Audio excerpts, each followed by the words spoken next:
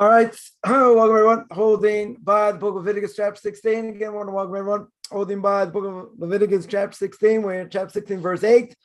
And we started speaking last week, and we'll continue with the two he-goats that are done on Yom Kippur. One is sacrificed.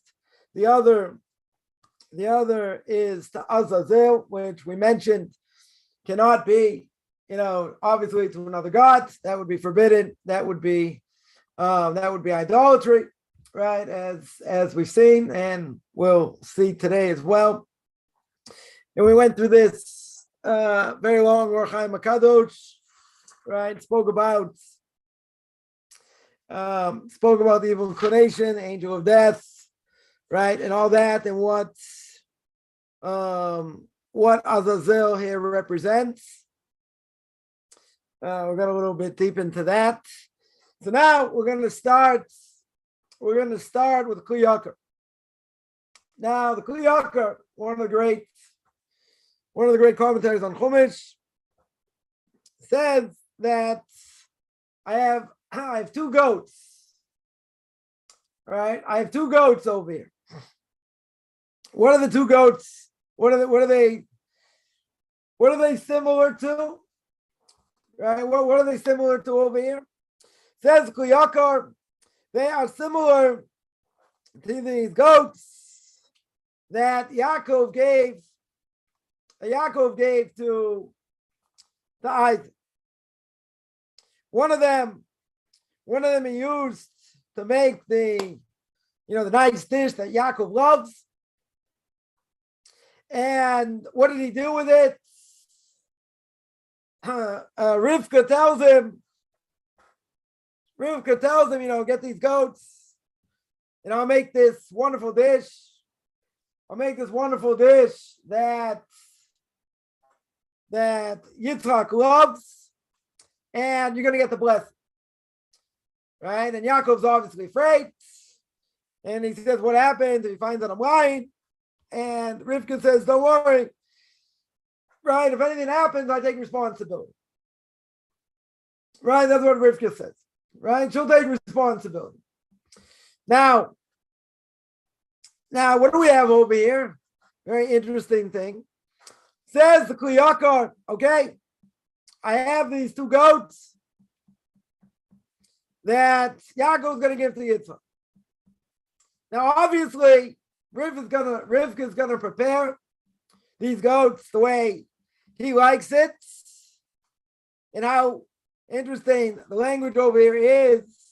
One of them is going to be used, for the physicality, so to speak. The fact that he loves to eat it and he likes the way it's prepared. He's going to give one of them to Isaac in that way in order to get the blessing. Now, there's a problem, right? What's the problem? We got Mr. S, right? Satan, the evil inclination, angel of death, whatever you want to call it. Now, we spoke about him last week, quite a bit of detail, right? And that is over here, what's the problem? Problem is, Yaakov's going to get the blessing. Now, what does Mr. S want, obviously? Doesn't want him to get the blessing. He wants the blessing to go to Mr. Esav. So we understand, as well as Mr. S over here, that really the blessing is going to go to Yaakov. Now, he's not too happy. Obviously, he's not too happy. So he has to be bribed over here. Right? He has to be given something. Right? They're not going to jump up and down screaming and try and foil this whole thing. So he's got to be placated. Comes along Kli Yakar, and he says that this is the part that goes to Mr. S, and he's bribed. Why is he bribed? Why is he bribed over here? He's bribed. He's bribed so Yaakov can get the blessing. Why?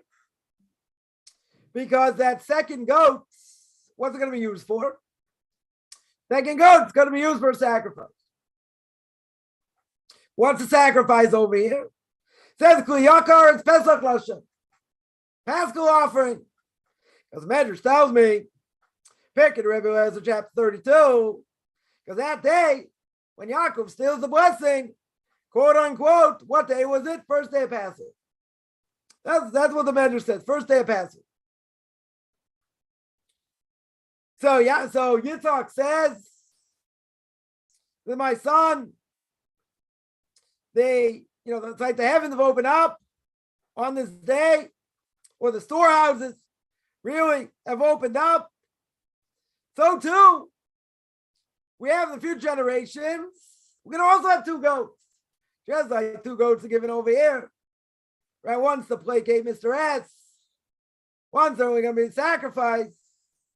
I.e., it's going to be the Korban Pesach, the Paschal offering. The other, Isaac Yitzchak's going to eat. And he's going to get the blessing. He's going to get the blessing over here. So we see what? You have 2 goats over here. That part is given to Mr. S, so to speak, as a bribe, in order that Yaakov can get the blessing. Why? What's the blessing over here? The blessing is going to be the goro. It's going to be the lots that are drawn. This one's going to go for the Paschal offering. This one, Yitzchak's going to eat. Right? So too by us. One is going to be a sacrifice. The other can't be a sacrifice. Right? We understand it can't be a sacrifice. Right? Going to Azazel means that goat is, where's it going? It's going to go off a cliff. Right? It's going to go to Seir. It's going to go off this cliff. Right? That's why I reference the Esav over here. Right? So God's going to choose which one is going to go to him, which one's going off the cliff. And so too, the Medrash says that it's good, that these goats are good. They're good for you. Why are they good for you, Yaakov? They're good for you because you're going to get the blessing. And they're good for your sons. They're good for your children. Why? Because through that goat also, Jewish people are going to get atonement. They're going to get atonement on Yom Kippur. Now, this is a mind-boggling thing. Mind-boggling idea. Over here. What's the comparison? Right? What's the comparison over here? I got an explicit comparison, says the Medrash. 2 goats. One for Isaac to eat. Right? In order that Yaakov gets the blessing. The other to placate Mr. S. So too over here, I have 2 goats. One goat is what? It's going to go to God. It's going to be a sacrifice. It's going to atone, right, for Aaron and his kids and his family. And the other for the sake of the Jewish people. Right, for the sake of the Jewish people. So it's an amazing idea. Because we spoke last week, quite a bit, about what's going on over here. Right? And what this impurity is. And how to get rid of this impurity. And that's why it's not going to be considered a sacrifice. Right? Azazel. Why not? God doesn't want sacrifices from evil people. Because says King Solomon in Proverbs, chapter 21, verse 27, Tevach Rashaim Toeva. Sacrifice of evil people is disgusting. It's an abomination. Right? So then he went on, right, and spoke about this whole thing, right, that has to do with Mr. S. Right? It has to placate the evil inclination, the angel of death, whatever you want to call him. It comes on the Kliyakar, and he says, yeah, we got to placate him. You know why? It comes on Mr. S. Mr. S says, I don't want Yaakov to get this blessing. Right? I'm not interested. He gets this blessing. Right? Goes against him to get this blessing. Can't really stop it, per se. Right? It's going to happen, but he's got to be placated. Right? You got to bribe him. over here. And there are times throughout history that, certain things, maybe Mr. S allowed to go through, but it's going to be for a price. He has to be placated. Right? Why? Because he's bringing out, he wants judgment. He doesn't want the Jewish people to get the finish line. 100%. Because the Jewish people get to the finish line, the Messiah comes. That means Mr. S out of a job. That means he's done. Because the Gemara says, what's going to happen when the Messiah comes? The evil inclination gets shredded, gets shechted, gets slaughtered. I don't think of some other synonyms over here, right? But basically, he gets slaughtered. Nothing going to be left of him. So he knows he's on his last leg. So in order for the Messiah to come, or for things to happen, in order for that to happen, right, you need a lot of steps for this to happen. But he's got to be placated. He's going to say, come on, look at the Jewish people over here. Look what they're doing. A lot of people not doing what they should, other things. So he wants to push it off. He wants to make sure it doesn't happen because he knows if it happens, he's out of a job. Right? So he's got to be placated. Right? There are times he's got to be placated. Okay. So he's given something, even though we may suffer on the other end. Right? There may be progress even in the Messianic process. Right? There certainly may be progress, but he has to be placated. Now, at some point, we're not going to, God's not going to have to do that. Because the reason is, it's going to come kind of like, almost like a blitzkrieg in a certain way. The way the Messiah is going to come. As some hold, or maybe it's just going to keep building, until it comes. But he knows when it comes, he's done. So, over time, he's got to sort of be put to sleep. He's got to be pushed aside. But he's not going to go so quietly because he's going to have claims. You're going to have a lot of claims against the Jewish people. A lot of them valid. And that could delay everything. Stop in its tracks in a certain way. Right? But on the other hand, just like we see over here, we see he's given a bribe. Right? He's giving a bribe. We see that certain things he doesn't want. Right? The last thing he wants, obviously, is Yaakov to get the blessing. Right? That's the last thing he wants. But what does he do over here? He gets bribed. Right? He gets bribed. So he sort of gets pushed aside in order for the greater good. The greater good is Yaakov gets the blessing. That's the greater good, right? But again, he's jumping up and down screaming, how are you going to placate him and allow it to go through? Going to bribe him. Right? Going to bribe him with something. You're going to give him something. Because essentially, you don't give him something that's going to be stopped dead in its tracks. So if God wants, what he wants and he wants to push it through, he'll push it through. But still, Mr. S got to be placated over here. Now, that being said, someone here asks, is it fair to say Mr. S, the Satan, as he's known, is trying to help us by opposing us? Well, what does he want? What is his job? Right? You have to remember, Mr. S is a messenger. 100% he's a messenger. He cannot do anything he wants. Proof we see by the book of Job. Very beginning of the book of Job. God says, fine. You can do what you want to my servant Job. You can't kill him. Right? He's limited what he can do. At the same time, if someone's going to die, God will use him and say, okay, take this person out. But he can't just do what he wants. Right? Remember, he's an angel. Angels do not have free will. They can't just do what they want, regardless of what the Christians and others say. They don't have free will. So his job, he doesn't need me to agree. His job is to make us sin. That's his job. To make us weaker in being close to God. That's what he does. Now, question is, Doesn't give us challenges to help us overcome, to bring us closer to God. He doesn't want us to overcome them. Right? What does he want to do? He wants to break us. That's what he does. In other words, he'll try and put stumbling blocks in front of us. He'll try and get us to sin. And of course, that's what he wants. He wants us to go in the wrong direction. He's not happy when we go in the right direction. Now, could be the end result of having trials and tribulations is drawing closer. True. 100% true. I would venture to say that people, whatever trial they have, right? A lot of people will say they're too hard. They break us. They make life absolutely difficult. True.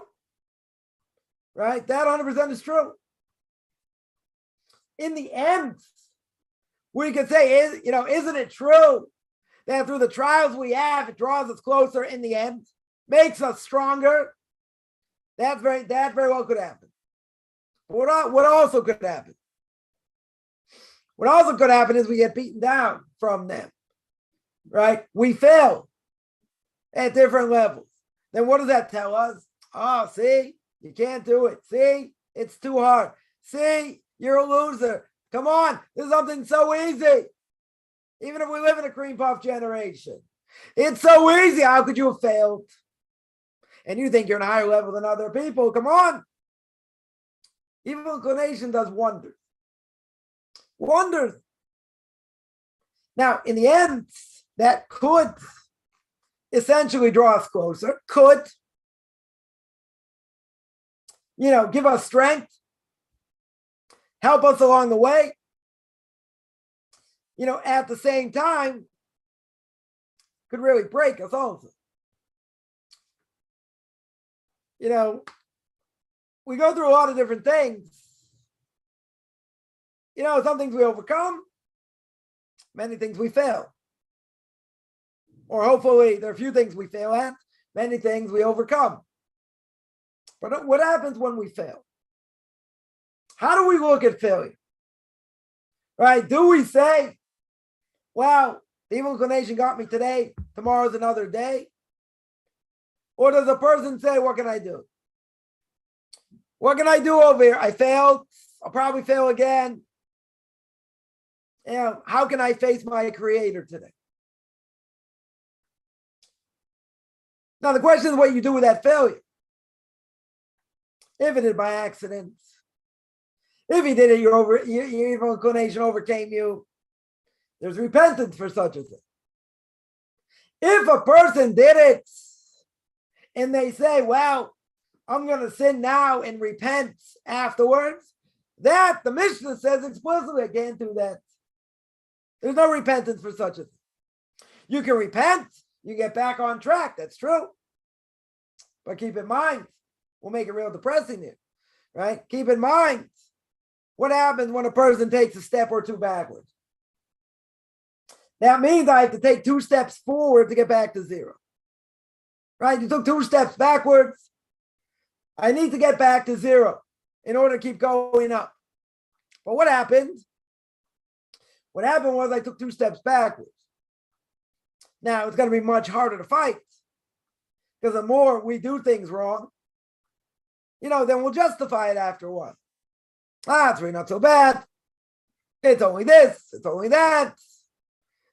Other people do it as well. We're living in a cream puff tissue generation. They're going to say, okay, it's not really that bad. Let's say it isn't.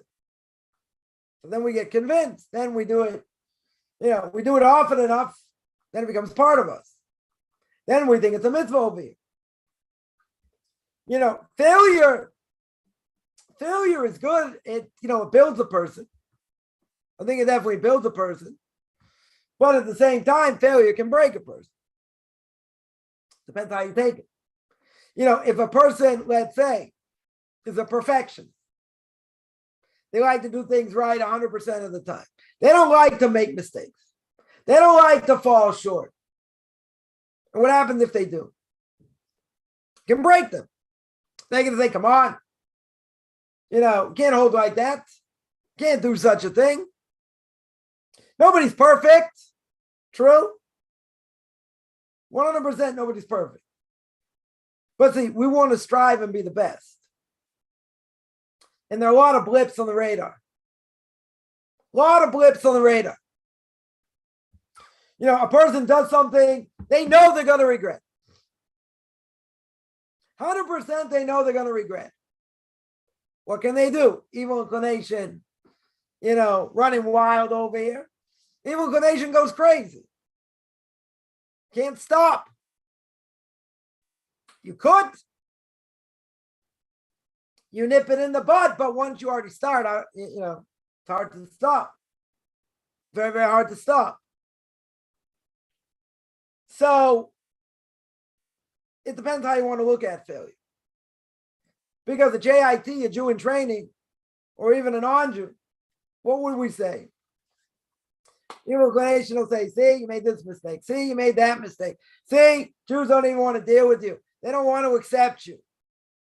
You're going to be a second-class citizen anyway. Evil inclination goes wild. Goes absolutely wild. Now, part of us would say, a lot of these things are just egging us on. And we forget really what the real answer is. We forget what the real outlook should be. And then we start believing it. So yeah, why is it, that converts can't do this or that? What? We're not, we're second-class citizens. They forget. Either they forget what the answer is or they forget the bigger picture. Because when it happens to a person, even if you understand, right, there's always this heart-brain disconnect, or let's say better, brain-to-heart disconnect. Person can know what to do, can understand at many different levels, but when it happens to them, whatever it is, it's a hard pill to swallow. So what happened? How did they not know what the answer was? They knew what the answer was.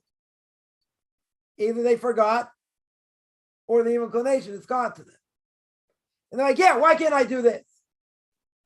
Or why can't I do the other thing? What's so bad? We forget. Can happen. At the end of the day, what do we say every morning? What do we pray every morning? We say, don't bring me to trials and tribulations.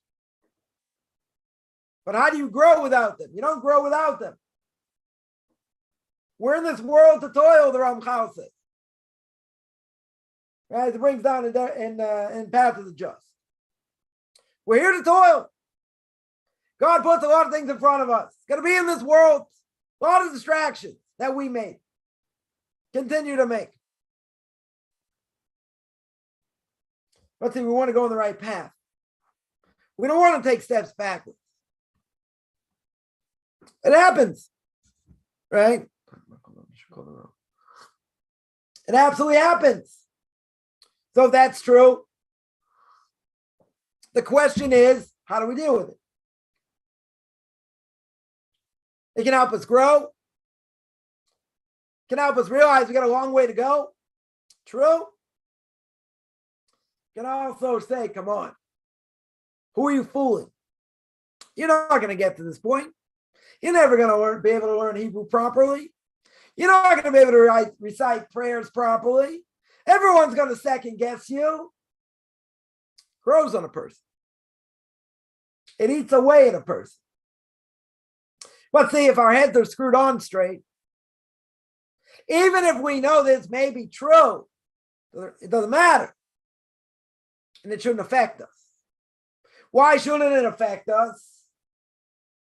Because the reality is we know what's real and what's fiction. But see, sometimes we can be vulnerable, put in a certain situation, and everything goes. And then we do it, then it's like you're back to square one. But that's not necessarily true. Why do I say it's not necessarily true? Because anyone who's been in this process, anyone who's been learning over time, whether my classes, other people's classes, whatever it is, they know 2 years ago, 6 months ago, 5 years ago, and where you're holding today are, should be night and day. There'll be ups, there'll be downs, more or less, whatever.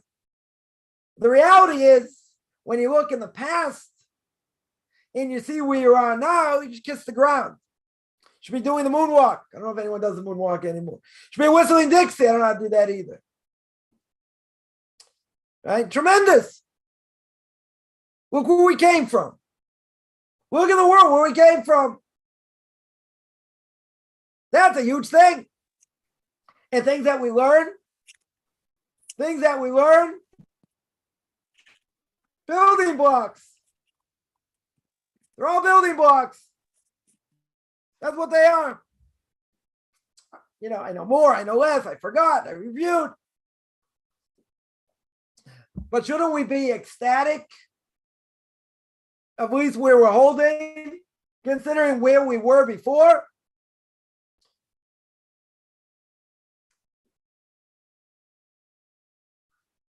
Someone there points out, as well, that,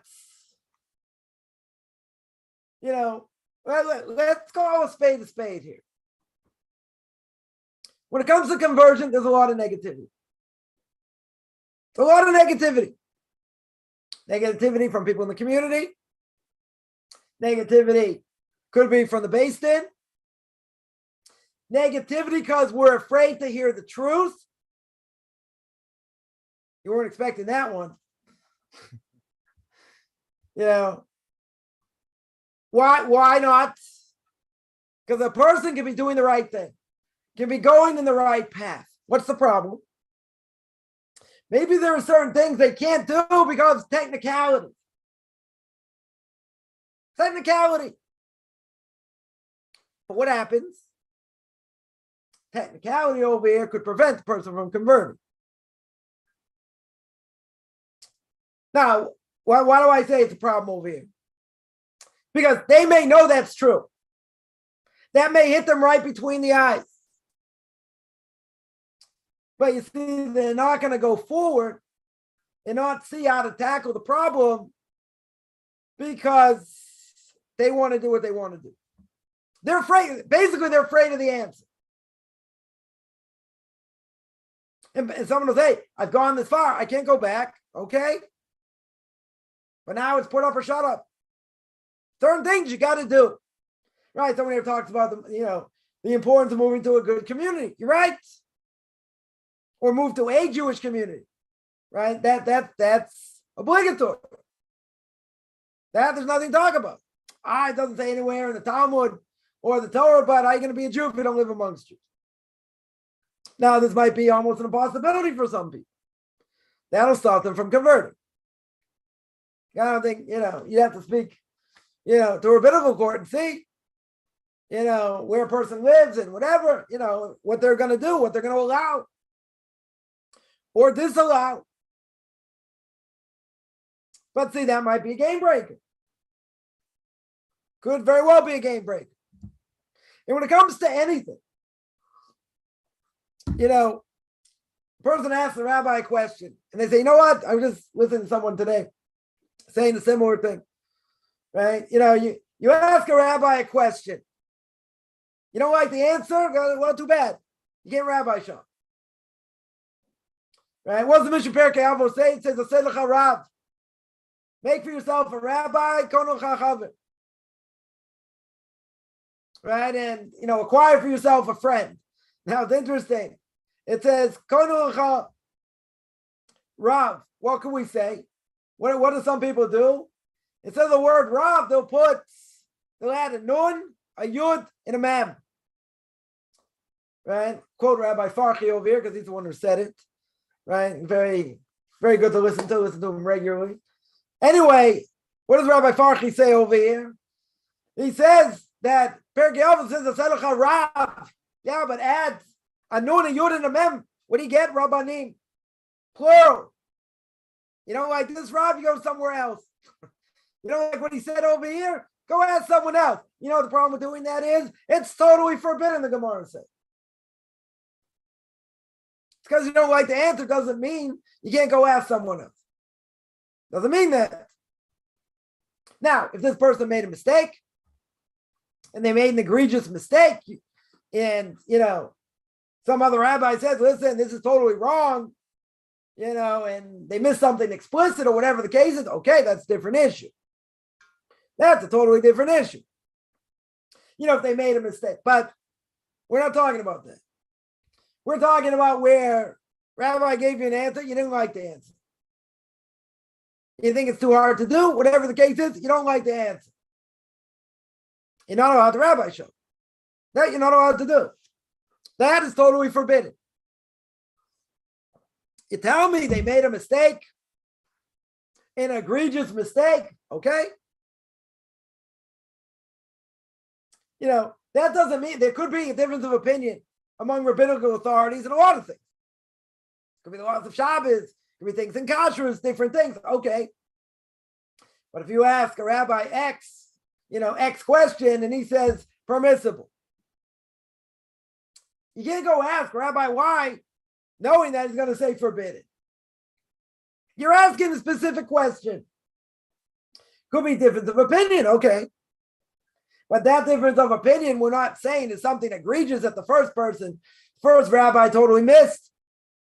He missed something explicit. Nobody holds that way. Okay, that's a different issue. We're not talking about that.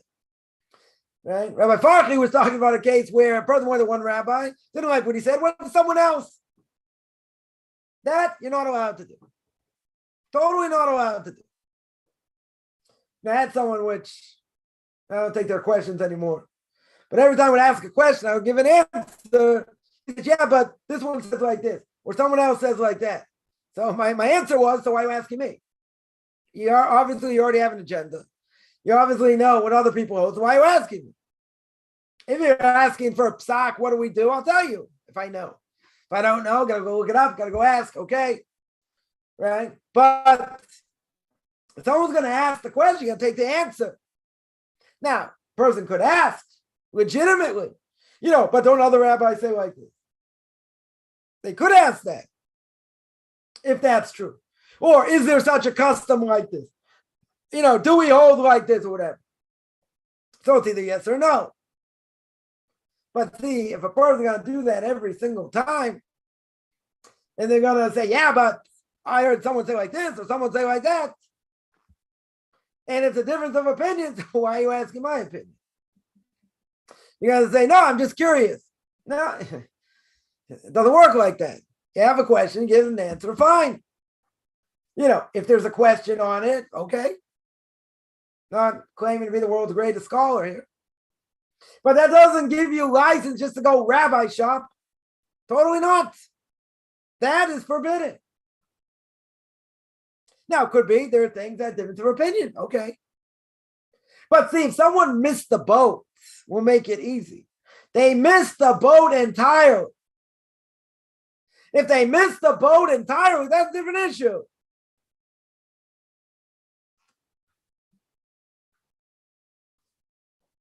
Right? Can't make such a claim after that.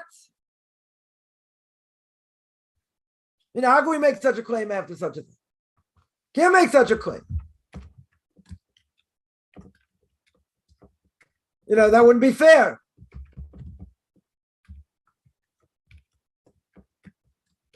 Right? 100% it wouldn't be fair over here. Right? There's a hierarchy. Totally hierarchy over here. All right, so what do? So you got to listen to whoever you ask the question to. If they don't know what they're doing, that's another issue. That's a different issue. Then you got to be careful who you ask the questions.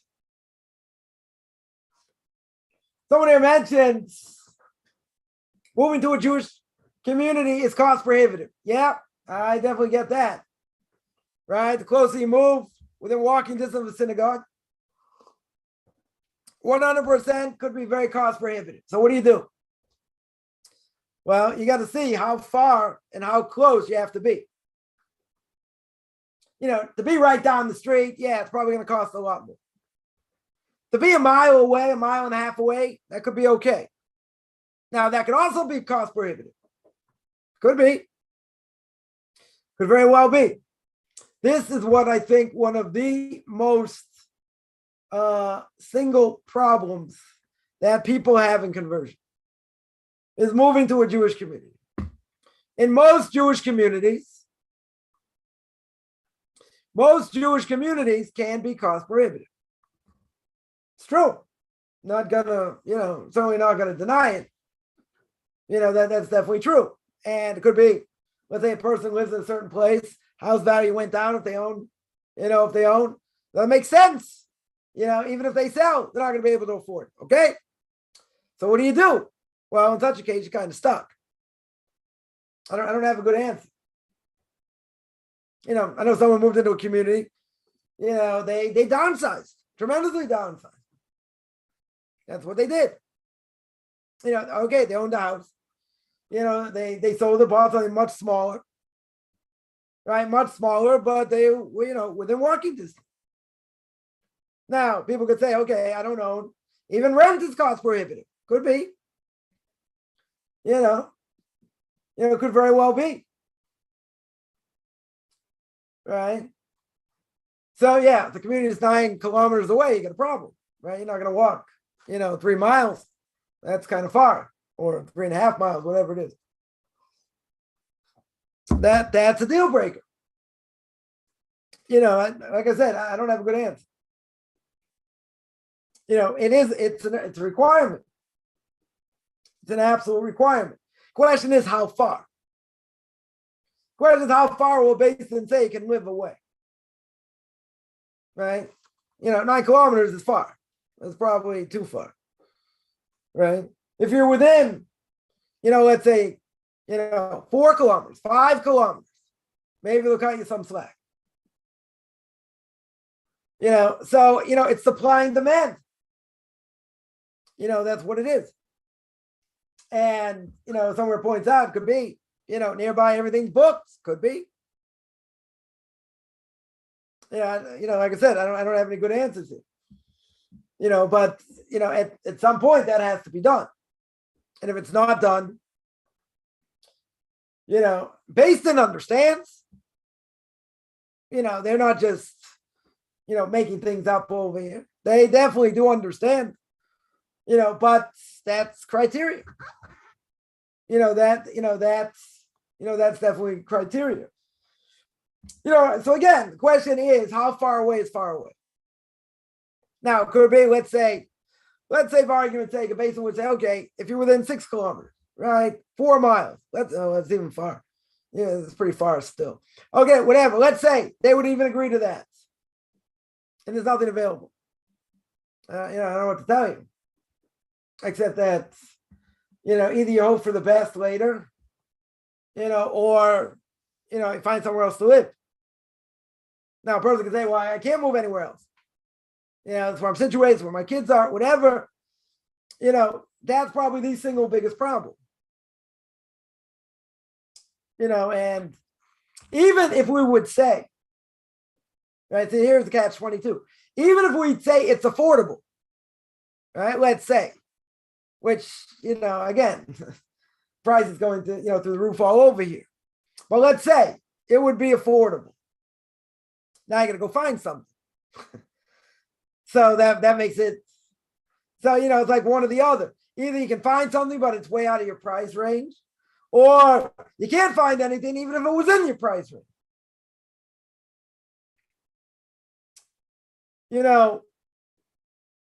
First of all, I would say before you move, you should definitely contact the rabbinical court and say, is this close enough? If I would move this far, is it, closer? Does that make a difference? Because you don't want to move twice. But for some people, they just might have to move somewhere else. There's no way around it. Definitely no way around it. A person cannot live on an island. You have to live among, within a community. All right, it's pretty crucial. The Rambam says the laws of repentance. It's one of the 24 things stops the person from properly repenting, that is separated from the community. Now, person can say, as the Three Stooges will say, hey, I'm a victim of circumstance. It's circumstance, not my fault. I hope anyone enjoyed that, right? It's not my fault over here. I'm not doing it on purpose. I'm not trying to make life difficult. This is reality. And I would say it's better if you have to move once than more than once. I can tell you, I've moved a lot of times, right? You don't want to have to move. You don't have to, right? If you're gonna move once. If you can't, okay, so you have to move a few times, whatever. But sometimes these problems are not fixable, and that has nothing to do. Let's just keep in mind, this has nothing to do because the Beis Din doesn't want to see a person convert, and that the Beis Din is making it way too hard. That is not the case. This is an obligation. And again, a lot of communities, I definitely understand. It's supply and demand. And prices are through the roof. Closer you get to a synagogue, the prices go up. 100%. That's the reality. So, a Beis Din, if a person's real is that far, I'm talking further than that. I had someone tell me they couldn't move, and they wanted. I think what they wanted to do was they wanted to, take their RV and park in wherever right near the synagogue, every Shabbos, before Shabbos. They didn't want that. They were in striking distance, let's say during the week, for the husband to pray and this and that, but not on Shabbos. They were too far. So the person, copped an attitude. I said my kids are doing more than others and get up, very early and they're this and they're that. And they had other people converted, not us, and made conditions. And, I'm not there. I'm not privy to what's going on. Maybe it is discrimination. Maybe it isn't. Whatever. But what does the Beis Din want? They're the ones signing off here. They're the one putting their John Hancock, no pun intended. They're signing off. So how can they sign off on something where someone can't get to synagogue on Shabbos? It's not about hatred. It's not about discrimination. They have to say this person keeps Shabbos. They're within walking distance of a synagogue. They can go to synagogue and pray. Now, you tell me, what if it's a woman? What if it's a woman? She doesn't have an obligation to go to synagogue. She wants to, she can. But it's not just about going to synagogue. It's being part of a community. Taking part in the good things that go on. Taking part, in, God forbid, tragedies. That's the whole point. You're part of a community. So if you're too far away, Beis is gonna say, well, you gotta be closer. You can't just do what you want over here. It's not a free-for-all. Right? And then this person kept going on and on about how bad it was, discrimination, and like this and that. And then they came up with a line. And I said, okay, I drew the line at this point. They said, they won't let me do this, and they let other people, and it's this, and it's that, going on and on and on and on. And then they finally said, hey, look how many gays there are in Israel, in Tel Aviv. Ma kesher. What in the world's the connection? So what? Tel Aviv is going to be the gay capital of the world. What does that have to do with conversion? What does that have to do with not moving close enough to a synagogue? Nothing. But they copped an attitude. And they said, it's not fair, it's not this. And my kids are doing much more. Look at all the gays in Tel Aviv. Who cares? It has nothing to do with anything. What they're doing is wrong, across the board. What does it have to do with conversion? Right? So after this conversation, I made a video, put it on my YouTube channel, just changed the name of it. It's called Beyond Orthodox Conversion to Judaism. And the title of this video is, did you think it was going to be that easy? Now, it's a rant for about 50 minutes or so. And after I made this video about thinking that the Beis Din, the Jewish community, owes a non-Jew anything, I went on this whole thing now. You have to understand, I'm sitting right now in a sealed room. God forbid if there was ever a, like a gas attack, right? The door is a pretty solid door, no gas could get in, whatever. But somehow, no matter how I talk, people hear me. People hear me about how I'm in a sealed room. You don't think anyone should be able to hear you, no matter if I scream or not, right? So anyway, I made this video. I made this rant. It was almost about a 15-minute rant. So after I made this rant, I was uploading it. I didn't do it live. I was uploading it on YouTube. My wife's like, you're going to print, you're going to post that? I said, of course. I said, we're going to boost it. I want more people to see it. Like, that was the whole point. So I want more people to see it because I want people to understand. It's not about what I think, right? Basin's going to call it the way they see it. And you're not coming in with preconceived notions. And I deserve this and I deserve that, right? You want to be a Christian, you're going to say, I'm not going to jump in any water, no pool, no ocean. I'm allergic to water. You ain't putting any water on me. Now, again, if you probably pay them enough, you probably don't have to go through that. They'll probably allow it, right? You go to the Muslims and say, okay, this I'm not going to do. This I'm not going to do. They're going to say you deserve to die anyway. You're an infidel, right? So the point is, the person's not coming in and saying it's my way. I'm going to do what I want. It's not about what we want. It's what about, is it right? Is it right according to what the Torah says? Right? Remember, if a rabbinical court has to sign off on this, person can say, yeah, I keep Shabbos, I'm doing this, I'm doing that, but you're not part of a community. Being part of a community is a whole different thing. Right? The whole different thing. So that's going to be a deal breaker. Now, again, how far away? It's also going to depend. I'll say like this. Let's say the only thing around a person is, let's say it's Chabad, but they live in a greater community where there are schools, and other things. Okay, that might not be an issue. The other Orthodox synagogues. What if you have to educate kids and there's nowhere around to send kids? That's also a problem. Now, I've had people that were older, and only thing around them was Chabad. I told them they're probably going to have to move to a stronger community. Basin didn't make them in the end, but they did anyway. But, that's also an issue. Now, if you don't have kids to educate, so it could be Basin could be more lenient in a certain way. Yeah, again, you have to still be within, shooting distance or walking distance over here. I shouldn't say shooting, bad word here. But, walking distance, for sure. But as long as there are other Orthodox synagogues within striking distance, doesn't mean they have to be right down the block.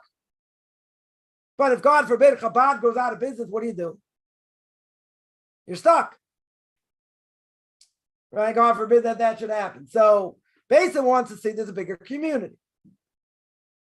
Doesn't matter, if you're within walking distance or not, but, you can send your kids to school there. You're not that far out, but if you're really far out, different issue. Totally different issue. Right? This is the whole thing. But remember, and I can't emphasize this enough. Remember, it's not about what we think. It's not about, what I deserve or not. It's what the Basin is going to tell you to do. And they get all the responsibility. I mean, I also have some responsibility here, no question. Right? But at the end of the day, they're the ones signing off. And if they're the ones signing off, they want to make sure.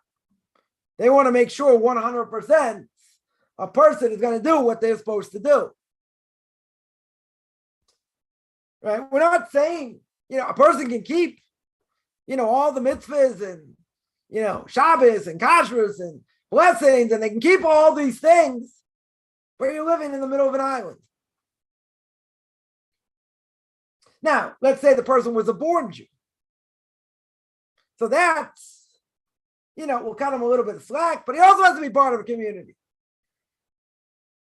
Right? That's not the ideal. That's not what we're striving for. We're not striving for something like that. Oh, but tell me it happened, okay. But he also has to move. No difference. There is one difference. Sorry, there is one difference. The difference is he's born a Jew. That's the difference. But if you're coming from the outside, we're not just going to sit back and say, well, that's okay. That's okay for you, because most non-Jews from the outside looking in have no clue what it means to live in a Jewish community. You're going to say, what about this other Jew? He's probably got more of a clue, because he's been to synagogue before. Maybe he grew up with it. Became religious later, whatever. He's also got to move. But he's got much more of a connection. Or he should have much more of a connection. And if he's got much more of a connection, that's a whole different ballgame. We're not saying it's good. We're not saying that's what I'm striving for. Membership has privileges, man. Right? Membership has a little bit of privileges here, as American Express would say. But at the same time, you got to get out of Dodge. That's the only way. And that's the only way a person's going to grow. See, doing things on your own, in the middle of nowhere, again, you could be closer, it doesn't really matter. It's not the same as being part of a community. I had somebody once tell me that, when I said that, they said, listen, they moved to a Jewish community many years ago. They told me afterwards, they said, you didn't even tell it the way it was. I said, of course I did. They said, you don't understand what the difference is. I said, of course I understand what the difference is. Lived in a Jewish community for years. I know what it's like. I know, a lot of benefits. Right? But this person said, no one can understand until they're part of a community. And some communities are stronger, some are, not as strong, but doesn't matter in a certain way. Because you want to be around like-minded people. You don't want to be around people that's a great Shabbos, don't care about Shabbos, other things. I mean, you may see that anyway. But a person, is going to want to be surrounded by it. Surrounded by a proper community. Again, there are different levels, okay? I've spoken about that also. Different types of communities, and what to expect. But that being the case, it's night and day over here. Night and day. But it's not like, and people shouldn't make this mistake. It's all like based in is singling out a person saying, oh, you don't do this? We're not going to do it. This is a pretty crucial thing. Now, it could be someone will tell me, maybe some rabbinical courts, a picayune for certain things and certain details and whatever. This is a major thing. This is across the board. Now, I have someone converted, didn't, live within walking distance necessarily. They did actually, but the community was very weak. So they converted them anyway, but, the person was looking to move her in. They've been looking for a job for months in other communities, hadn't found a job yet. So I was a little bit surprised actually, that the Beis Din actually converted them, but they were in walking distance of the synagogue. They were close enough by, even though it was a very small community. But again, that's going to be crucial. That is definitely going to be crucial. Now, based on that, what if in the end a person can't move?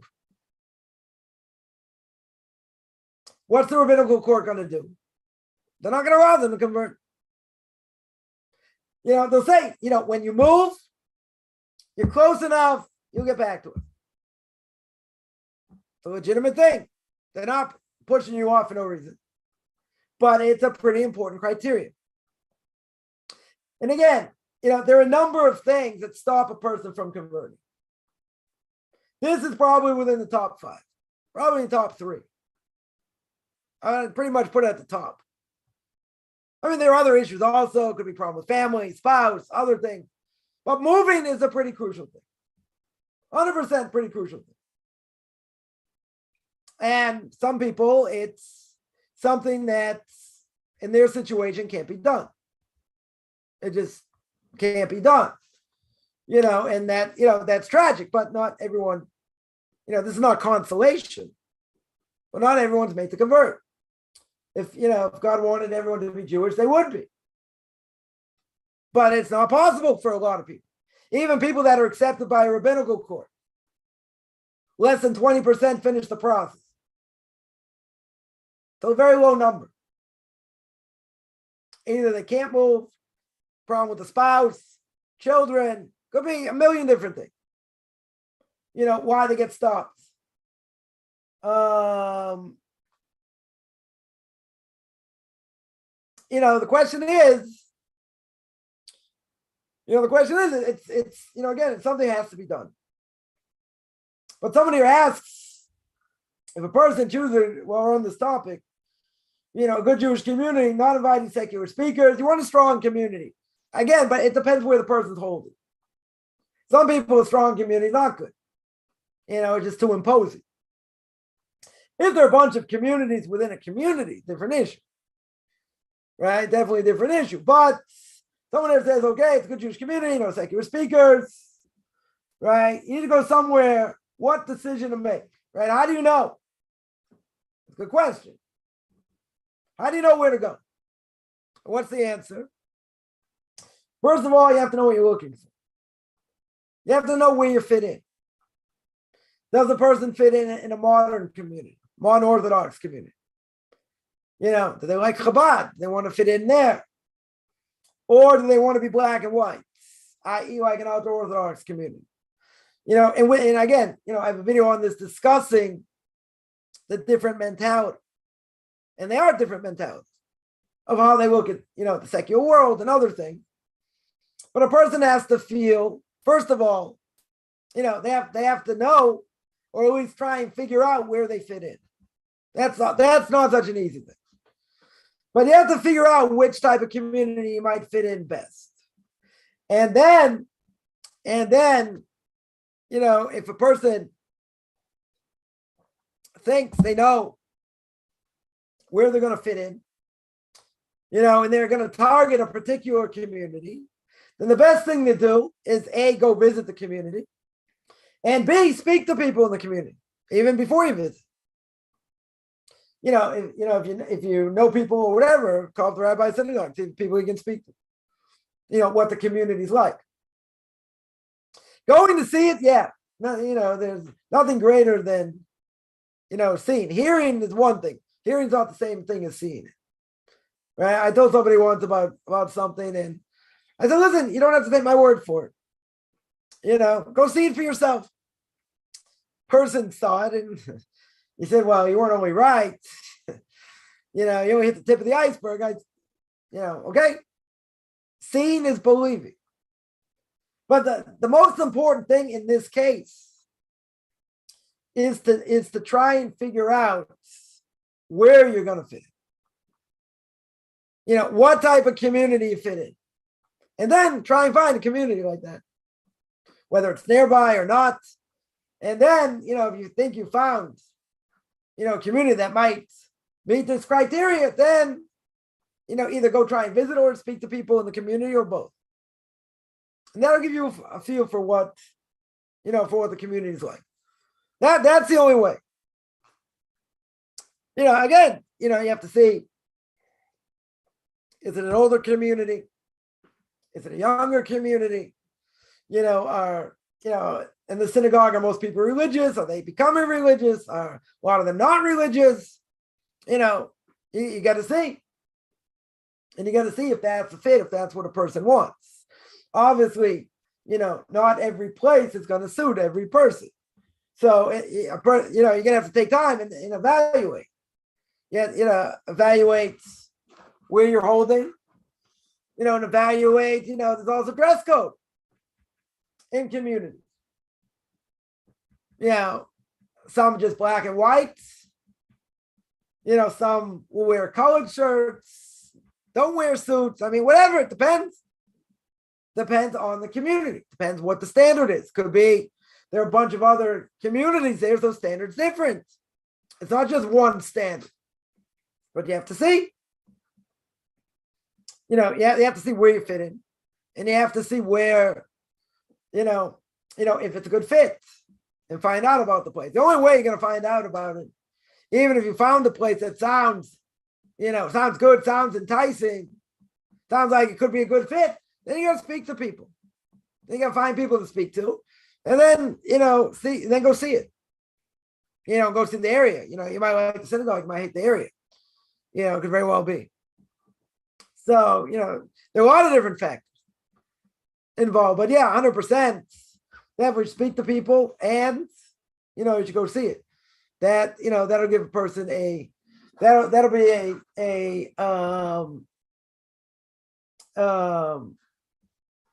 that'll be a definitely way to do it. Someone asks about brushing teeth on Shabbos, that you're allowed to do if you use liquid toothpaste. Meaning there's toothpaste that's kosher for Shabbos, that's not a paste. It's liquid, right? It's got to be liquid, right? So there is kosher toothpaste that 100% is liquid. So if it's liquid, you can do it, right? Because what's the problem? It's smearing. That's the problem. You're not allowed to smear, right? So that would be forbidden. That 100%. That 100% would be forbidden if you're smearing on toothpaste. So therefore, they have on the market kosher toothpaste, which is liquid. So when you use liquid, it doesn't smear. That would be fine. Now, a person also has to be careful. A person brushes their teeth. Let's say, you could, you don't want to cause yourself to bleed. Let's say if you have, gums bleed or whatever, you got to be careful with that. Right, but in general, if you have liquid toothpaste, shouldn't be a problem. Somebody asks, I made a comment. One of the 613 commandments was to convert to Judaism. It's not a mitzvah. Who says it's a mitzvah? Nobody says it's a mitzvah over here. Right? Why would it be a mitzvah to convert? That would be the assumption that we're looking for converts, and that there's an obligation to convert. Who says there's an obligation to convert? It's not one of the 613. If someone wants to convert, okay. Someone sent me an email earlier. I don't know, I guess it was last night or early this morning, whatever it was, asking, they have nothing against conversion, but why would a person want to convert? Like, is there an obligation? Let me actually, what was the exact question was, what would be the reason for a non-Jew to convert? They're not opposed to conversion, they're just wondering what reasons could a person be led to conversion? Right? I gave a general answer, but we're not looking for converts. I basically said if a person, has that burning desire, and that's the most important thing, and they believe, God spoke on Mount Sinai. Well, no, I'd have to believe that also, right? And there's one God, and that's their fulfillment. Going through conversion, okay. Obligation? Who says you're obligated to convert? Nobody's obligated to convert. If you want to convert, you meet the criteria, okay. Are we looking for converts? We don't proselytize. We're 100% not looking for converts. No offense, everyone listening now is not Jewish, can all drop dead. We don't care. Nobody cares. No offense. We're not looking for converts. Converts giving us a bad name. Totally giving us a bad name throughout the millennium. Oh, but a person shows you the real deal, different issue. And they'll do whatever it takes to convert, okay. That's a different issue. But to say I have an obligation to convert, no such mitzvah. Right? And when there's no such mitzvah. Because if that would be the case, then all non-Jews would have to convert. We don't see that. We don't see that brought down anyway. No question. Somebody asks, when is the ban? Can someone do a conversion while they're in college?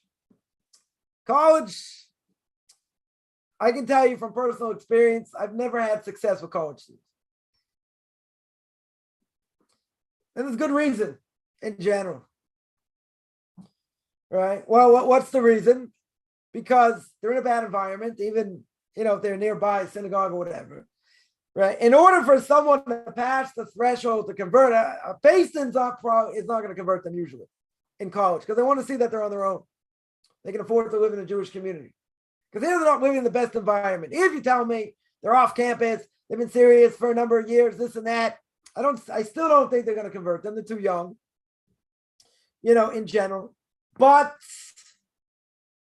I can say from personal experience, and again, I've had other people tell me they've dealt with people going through conversion in college. Okay. I'm not going to say it's impossible. I'm going to say it's impossible, but I've never had success. Never. I've had success with a number of things. This is one thing I've never had success with. The problem is because the environment's way too strong against them. Not to mention they got classes, they got this, and they're not disciplined enough. I could say by some other people also not disciplined. They're not in college, but okay. All the more so, someone who's younger, it's a commitment, total commitment. We're not talking money issue here. It's a commitment. You got to be there. You got to go through the material. You got to plow through. You got to do things. College is a major distraction. Major distraction. Is it possible? I'm not going to say it's impossible. Improbable, yeah. Now, someone can tell me, I know someone doing that, and they're going to convert to whatever. Okay, it's I don't think by any stretch it's a majority. That the majority of college students who even start the process come even close to finishing until later, till either after college or graduate school or whatever. Some maybe finish in between, could be. I can tell you, anyone I've ever dealt with, just about that was in college, give or take a few here and there, all flaked out. I mean, I have some that haven't, but 97% have all flaked out. I've been in contact here and there, over the years. Some people, have contacted me, whatever. You remember me? I was this and now I'm doing this, that, and the other thing. Okay, but it took them, took them a long time. And someone come back to me a few times. And, after the second time, when I saw they couldn't commit, that was it. Again, I'm not going to say across the board. That's been my experience. Totally my experience.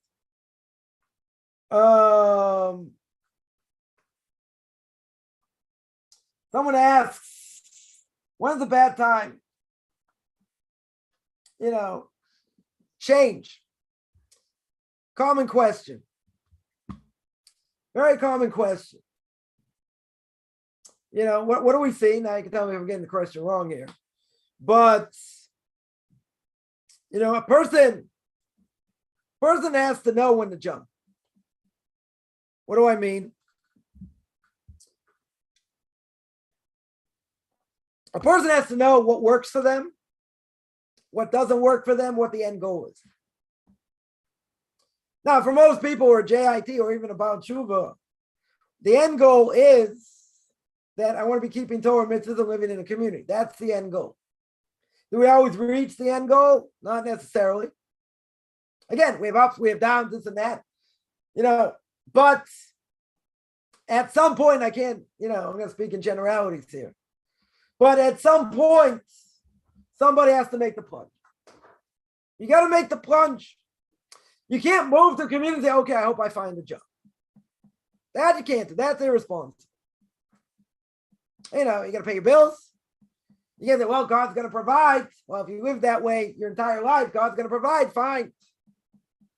Then you don't have to worry about it. But a person, I'll say like this. I get people that are more motivated when they're just sick of living in the middle of Dodge.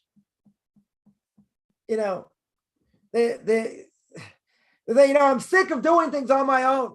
I'm sick of having no community. I'm sick of having to travel. I'm sick of this. I'm sick of that. They finally do something. Now, some people, again, totally stuck. Okay.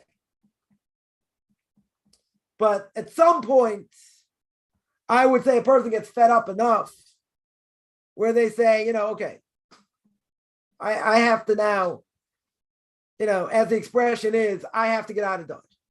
I have to get out of Dodge. I just can't take it anymore. Now, it could be. It's going to take someone a while to do it. I had a student lived in the Pacific Northwest. And they finally moved across the country. Took them, I think, 3 or 4 times to get all their stuff. And they had to drive it back and forth. And finally, they made it to the community. I don't know, 6 months later, a year later, or more than a year later. They ended up converting. They moved again, right, within the community. But there are certain things that happen. They say, okay, now is the time. They were buying me for what, 2 years, 3 years? I think like more than 3 years. Consistent. I mean, the real deal, no question about it. And finally, opportunity came.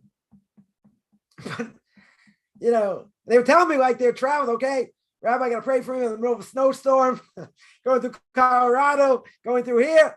I mean, they drove 3 or 4 times at least, taking their stuff from the Pacific Northwest, to the South in America. I mean, talking like day trip, days, 3 days, 4 days, whatever it is. But they did it like 4 or 5 times, I think more even.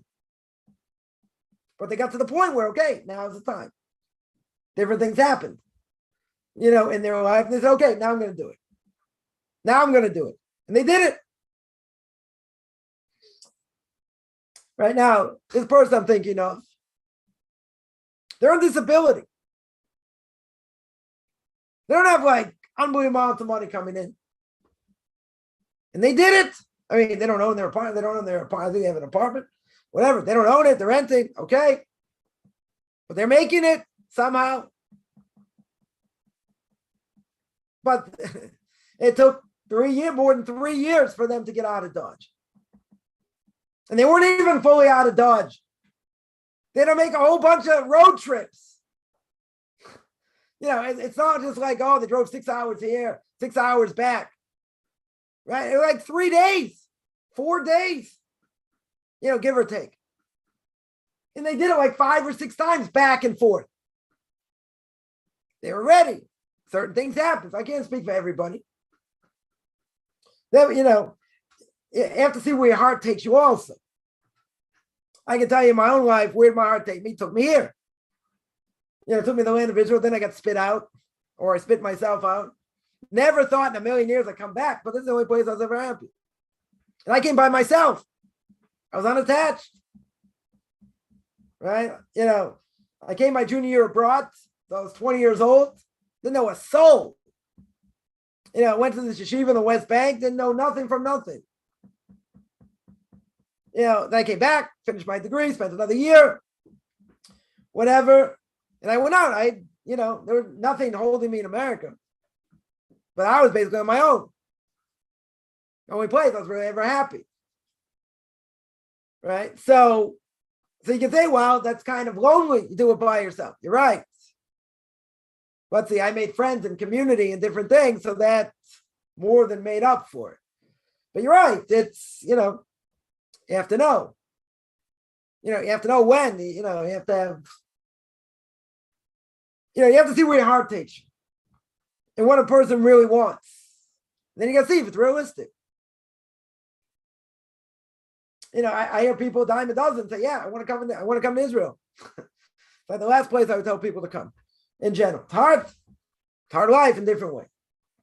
Listen, if I get my dream and I help build my community, that'd be a lot easier. Right? But whatever, obviously Mr. S, putting all kinds of roadblocks up. But okay, Rome wasn't built in a day. It can make it a lot more user-friendly for people to come. But we're not there yet. Israel's a hard place. It's very black and white. Unless you want to be, a religious Zionist. But they're dying out. They have strong communities. They have a few strong communities. But they're also, I'm not going to say they're dying out, but they're not growing by leaps and bounds. Right, bottom line, person wants to come to Israel. You want to fit in and be black and white. You're not going to fit in otherwise. That's the bottom line. Oh, but if you live, in a community, that's far out, okay, that's a different issue. That would be a different issue. But, again, we're not there yet. But You got to see, this is, you got to see what you want. You got to see, and one of the hardest things is you got to see where you fit in. Fit in is not the easiest thing. You can say, but I don't know what I don't, whatever. It's true. And I would say also, if someone's introverted, you're in trouble in this process. 100% you're in trouble. Unless you go to a community, let's say like Montreal. Montreal has a very good community where the based in, sets up a person with different families, and it's like one big community, one big welcoming party. Make a person feel real comfortable. There are no communities like that in America that cater to this group. None. I know someone tried to start something, whatever, they didn't have money for it, whatever. Actually, interesting one to do it in Toronto of all places. But I think in Toronto. But in any case, that's something that's needed. I don't, I'm not saying you have a whole community of converts, that'd be bad. Right? But you have a mixture. You have a mixture. People grew up religious, people converted, Balei Tshuva. You have a whole mixture. Right? Something that I got my pulse on it, got my hand on it, just I need three things: kesef, geld, and money. I get one, so we're up and running. But working on it. But that that's a whole different thing. Where a community's nurturing, people have been there, people you can relate to. It's not so easy to find. Certainly not in Israel, for sure.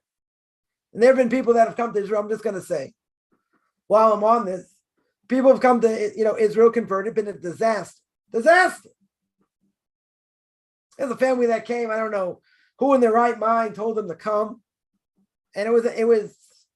I don't even want to say what they're doing now. I mean, I know someone who knows them and knows what's going on. This family got flushed down the toilet. That's what happened to them. They didn't fit into one community. Then they went into a stronger community. Totally didn't fit into that. All the kids went off. All kinds of problems. All kinds of problems. They ended up going back to the States. But it was a disaster. Killed them. Destroyed them. Shouldn't say killed them. Destroyed them. Now, if they would have asked me, I would have told them to come. If they had older kids, it's not possible. You don't fit in. There's certain places where Americans come, their kids are older, even if they grew up religious. They put them in, one of these Anglo-type communities, and their kids don't fit in. They just don't fit in. And it's terrible on the kids. So, why are all these kids going off? For that reason. They don't fit in.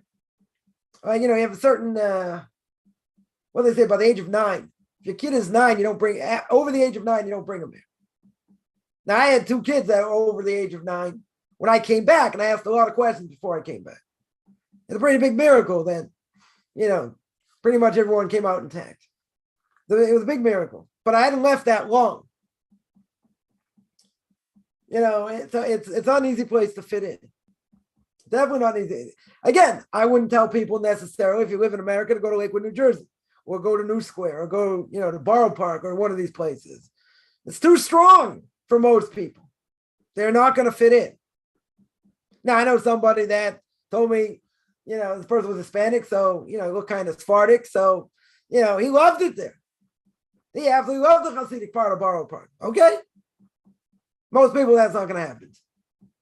You need a place that's more out of townish, right? Out of town, New York and New Jersey, right? Take a small community, let's say St. Louis. You got Baltimore's a very nice community. You got Atlanta, places in Florida. You got Dallas, you got Houston, Denver, Chicago. I mean, a lot of these places aren't safe either, right? We'll say that. But there are a lot of out of town places that are very user friendly, in the States. In Europe, you don't have that much of a choice. It's either England. There are, communities in France. Someone's in France, and I guess in Switzerland, different places. I guess the person speaks the language. But whatever, you don't have such a huge amount of places that are strong. France and England are the strongest communities there. It's not becoming community in Germany. I don't know if anyone wants to go live there. Italy's got a small community. Again, Switzerland got a community. I don't think it's so user-friendly to converts, but whatever, so, and then you got, unless the person's on the other part of the world, you got Australia, You got, either in Sydney or Melbourne. In South America is a disaster because they don't really accept converts there. So you got, it's either North America or England or France or a few other places. That's it. Those are the strongest places. But again, if a person in the States, you're looking for somewhere out of town. 100% should be out of town. Unless the person's strong enough to live in a community like New York, New Jersey. There's a benefit. I don't think there's any question. I wouldn't tell people to go there unless they're holding it. Unless they're really holding it. Right? That's what I would say. On that. Someone asks, what about Teaneck, New Jersey? It's more modern, a lot more modern. It's close to New York. Suburban lifestyle, but it's very modern. Very, very modern. Are there firmer parts of Teaneck? Yeah. Fairlawn, there, is more stronger, modern Orthodox community. Okay, but the very modern community. Someone has to see people walk away during the process and come back and forth. Come back and finish. Let me see.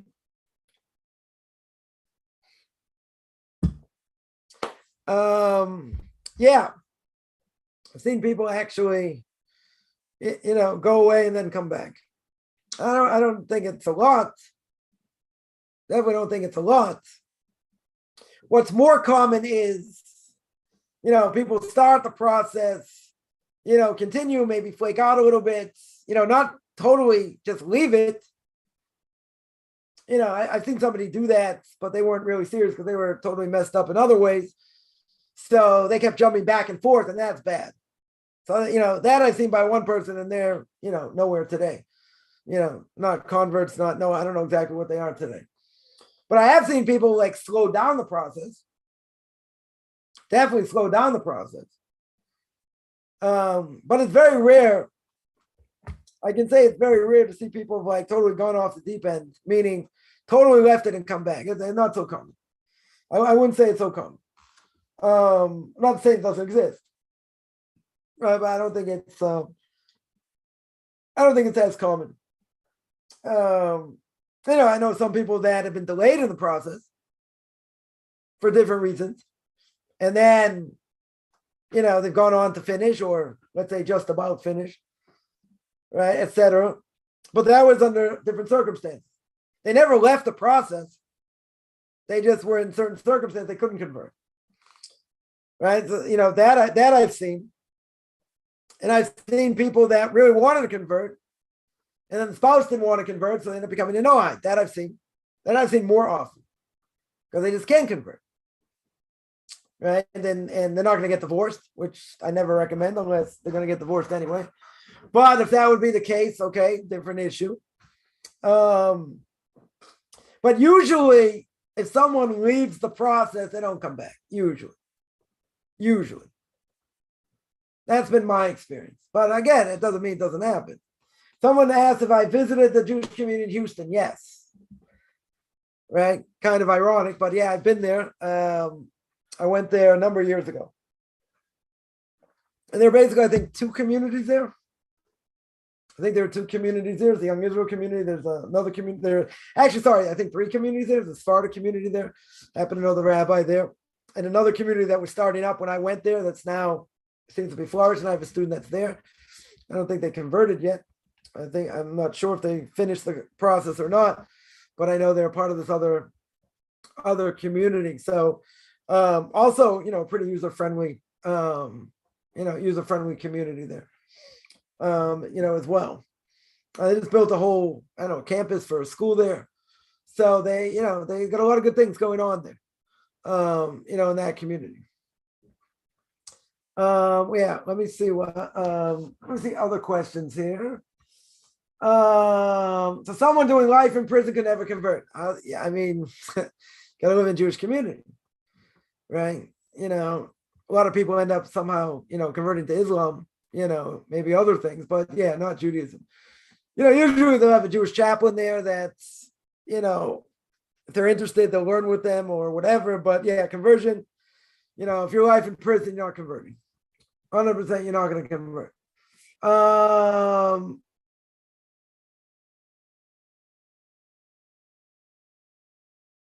Someone asked before, which I didn't answer, was why the clouds of glory disappeared after the death of Aaron. Now we have to understand that there were 3 special gifts given to the Jewish people. Through them, you have the well, Miriam through the well. You have the clouds of glory through Aaron, and the man, right, through Moshe. So Moshe died, right? That stops, certainly. And Rashi learns that when Aaron passed away, so too the clouds of glory. Just as the well disappeared when Miriam, passed away. Now, there's a whole question over here that if you look what happened to Miriam, right, it says that the congregation had no water. So what they do, they gang up against Moshe, they gang up against Aaron, right? And they quarreled. They argued with Moshe.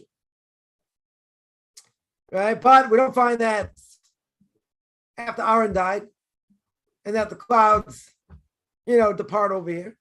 What do the clouds do? Protect them from the sun, clean their clothes, guided them on their journeys. They flattened hills, they raised valley. They destroyed snakes, all kinds of things. Clouds of glory did. So it could be, people complain to Moshe, now what are we lacking here? Right? What are we lacking over here? So the reality is these other things weren't crucial. It could be that the clouds of glory disappear. They're at the end of the desert or the edge of the desert. Sun not so hot. Hottest part of summer's ending. Why? When did he die? He died on the 1st of Av, so eventually it's getting cooler. It's going to start getting cooler. Also, there are other facilities nearby that could clean their clothes. So, it could be they didn't necessarily need the clouds of glory in that sense. But again, if we look at it as divine guidance, so it definitely shows that, they still should need it, where to go, where to travel, so to speak. They also had a lot of journeys to go on, as we see by the end of the book of, Numbers, and they go back and forth in the desert, we said. Also had wars to fight, God protected them. But Rashi says, in this week's parsha, or last week's parsha for us, Parshas Balak, that Numbers chapter 25, verse 4, Rashi says, clouds followed the back from the area above him, sun shone on him. So seemingly that clouds did not come back. Interesting enough, you don't see that we asked for the clouds to come back either. Right? So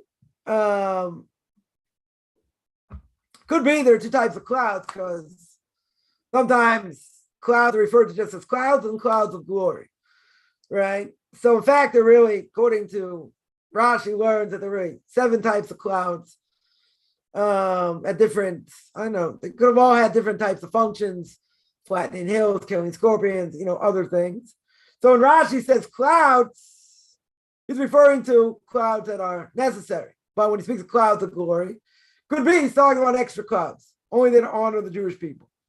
So when Rashi says the clouds of glory departed after Aaron dies, what is he referring to? Only some of the clouds, right? Some of them act as a sign of honor, not clouds which actually help the Jewish people, because those are still around. All right, those seem to be still around. Now, the Gemara seems to say differently. The Gemara seems to say clouds of glory returned in the merit of Moshe Rabbeinu. But Rashi seems to say no, they sort of disappeared and never came back. Right? It seems to be a discrepancy over here. But also we see that Rashi seems to say that, according to Talmud, that Miriam's well returns in the merit of Moshe. So it didn't go away forever as well. So if that's true, then why did he reject the notion of the clouds of glory over here? So it could be Rashi rejects the idea of the well of Miriam returning in Moshe's merit, meaning that it didn't come back. But after the well had ceased, due to Miriam's passing, Moshe took responsibility, right, to provide, to make sure there's enough water. So when there was no clouds of glory, in general, no need for Moshe to bring them back to ensure the return. They weren't needed, right? Because you had the other clouds. One possible explanation, you have the other clouds that are going to provide, that necessary support. So it could be some of the clouds, didn't come back, but some of them were there. So I guess, that's what we'll say, about that. Somebody asked, is it obligatory to rinse fingertips during Birkas Hamazon? Yeah, the Vilna Gaon says you should wash your hands like you do for bread. Washing the fingertips, according to the Vilna Gaon, is nothing. Others say, you could just, wash the tips of your fingers. The Vilna Gaon holds not that way and should wash like you would wash for bread. Is it obligatory for women? They should do it also. Men and women should do it. It's called Mayim Achronim.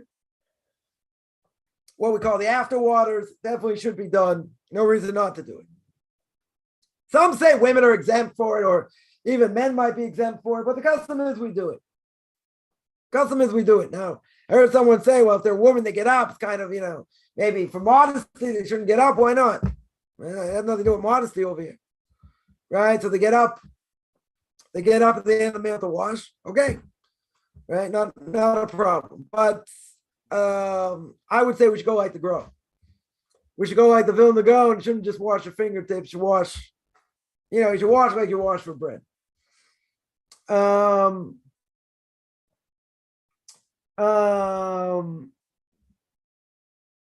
Somebody asks, Parshas Korach, Moshe didn't argue with what about the rock?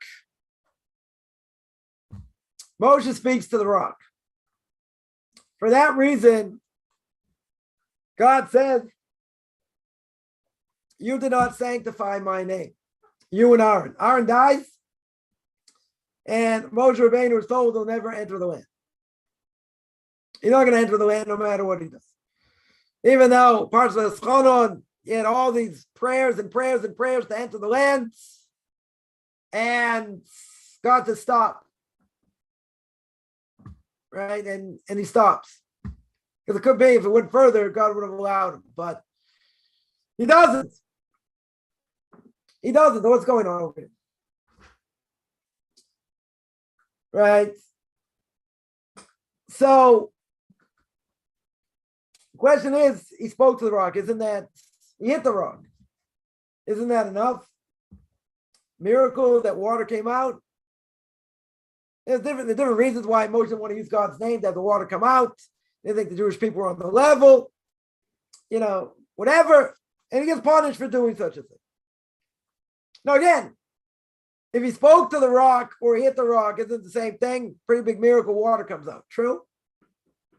Right? But God said you didn't do what I said. Right? Punishment for that. Right? Now, that really wasn't the question. I see the question was, by Parshas Korach, why did Moshe argue with it? Moshe did argue with him. Right? What does it say?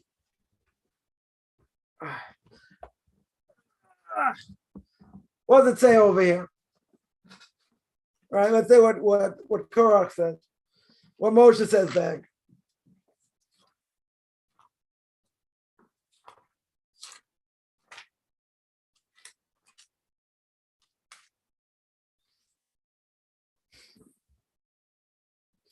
So they gather against Moshe, verse 3, chapter 16, verse 3.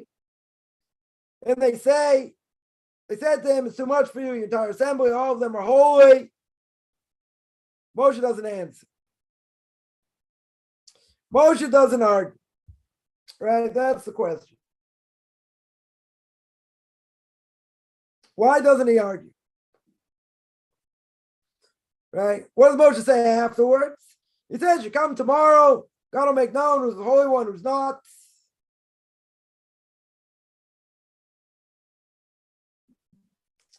Because let's understand, he had 250 people against him, with Korach himself.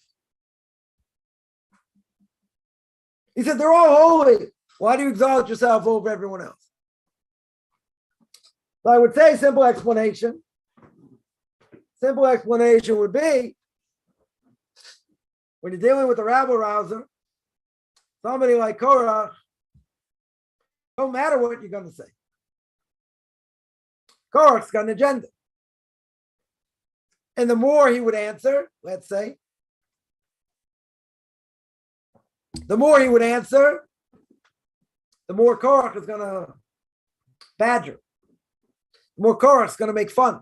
The more the other people are going to make fun. Moshe Rabbeinu wants to, save them from that, but it's even further than that.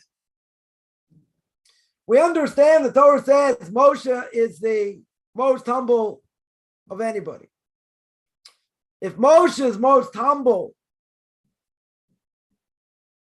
so they speak against him, and he's like so in shock. So what does he do? Falls on his face. He's quiet. Could be, he doesn't want to make life worse for Korach, because he knows it's probably going to make life worse. So he says, okay, come tomorrow. We'll see. I think the first explanation is better. And the fact is, you got somebody who's a scoffer. Right? It says in Proverbs, you don't hang around with scoffers, because they're going to hate you more. And you're going to end up scoffing.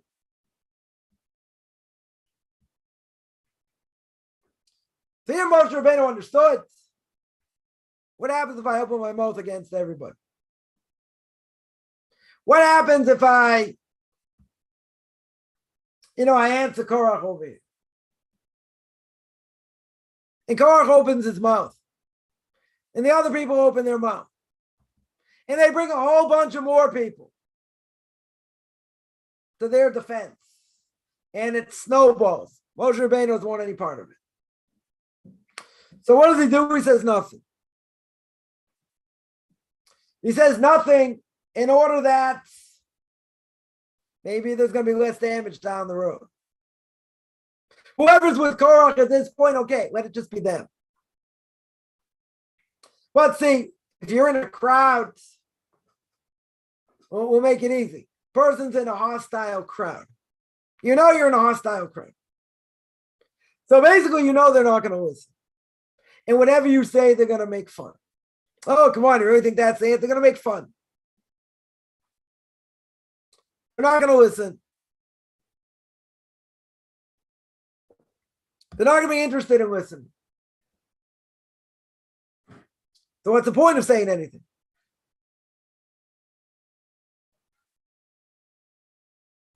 There wouldn't be any point.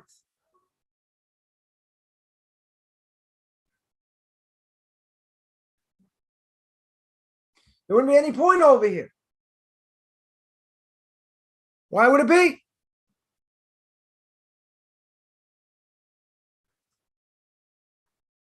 Why? Someone's got an agenda. You're going to answer them. I would say even for a handful of people, even one person. Are they going to just sit there and make fun? You're going to say, but I got a snappy answer. I'm going to put them in their place. Maybe. Could very well be true. What's the problem? They'll just keep coming back. Unless they're afraid to confront. It may be the case. Right? But they'll make fun. You're not going to stop them. One-on-one's a little bit easier. 1-on-3, 1-on-4. I can tell you from experience.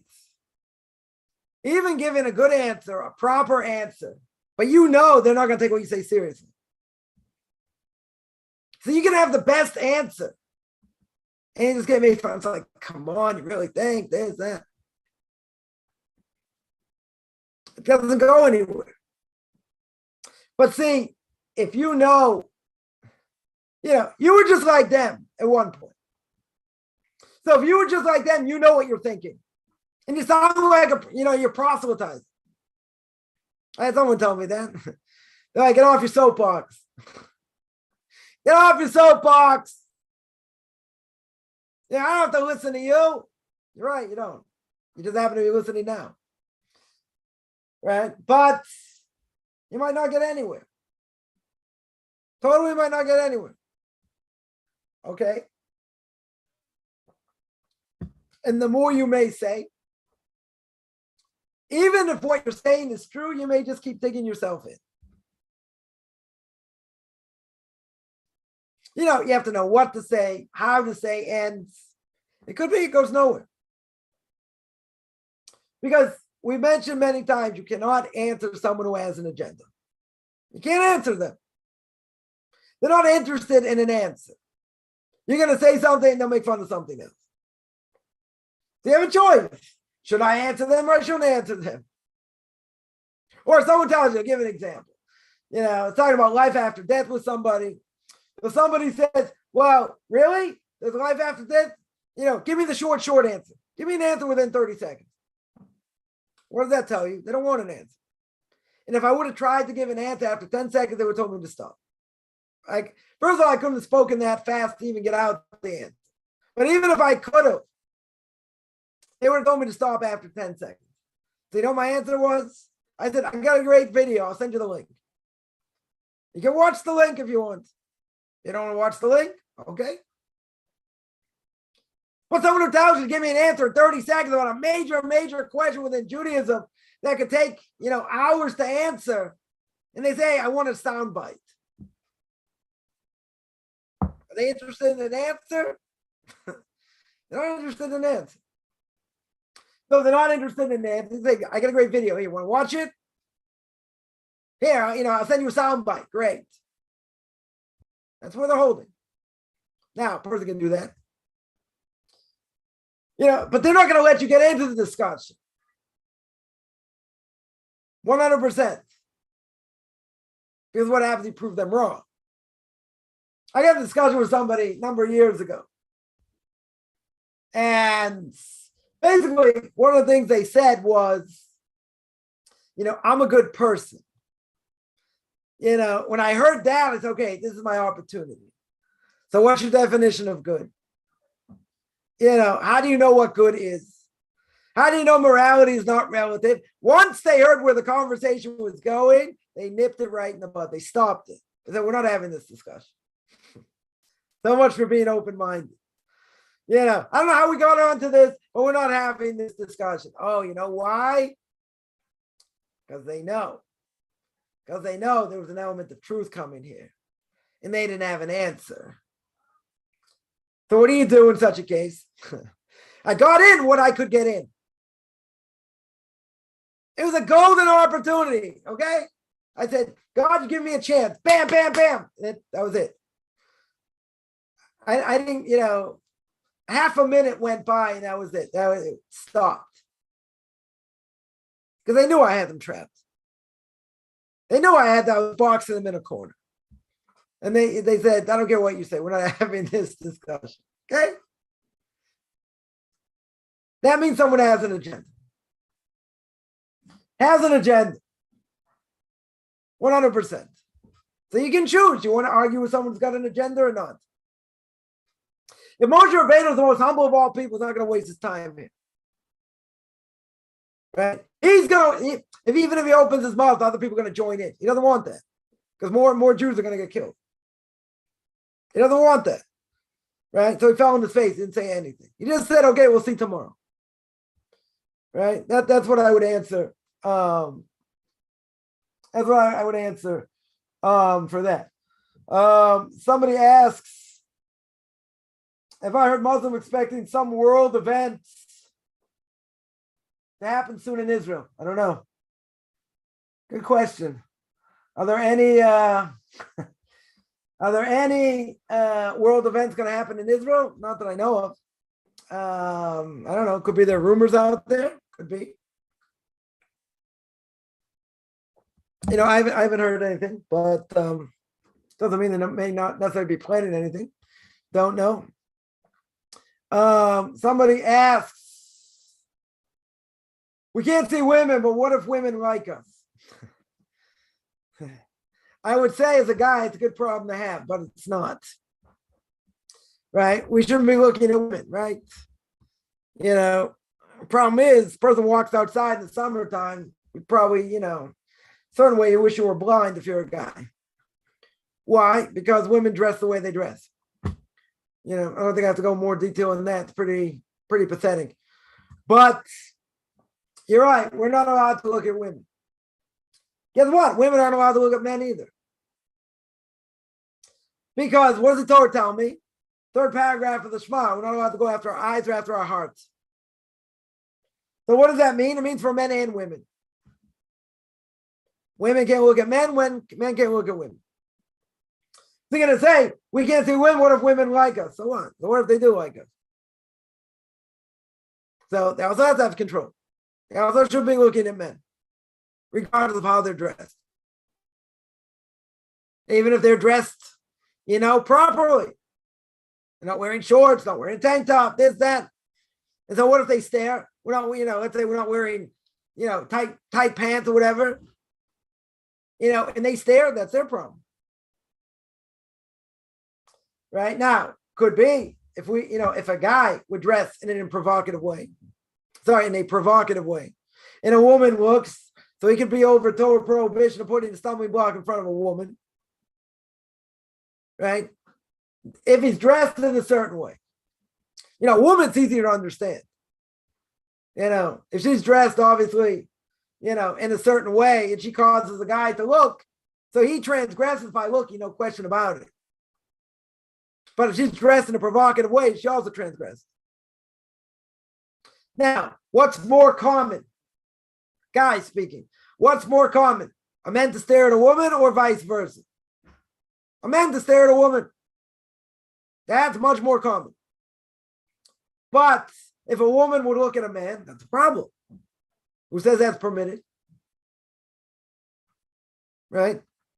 And if a woman does, it's her problem, 100%. If a guy's not dressed in a certain way and he's not being provocative, it's an issue. That's her issue. He causes her to look, that's a different issue. There's no difference between him and a woman in this case. Even though I would say, I think it's more common definitely by a woman.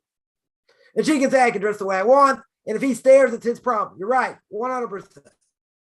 100% the guy's problem. Nothing talkable. Absolutely nothing talkable. So what's the issue over here? The issue is she dresses in a certain way.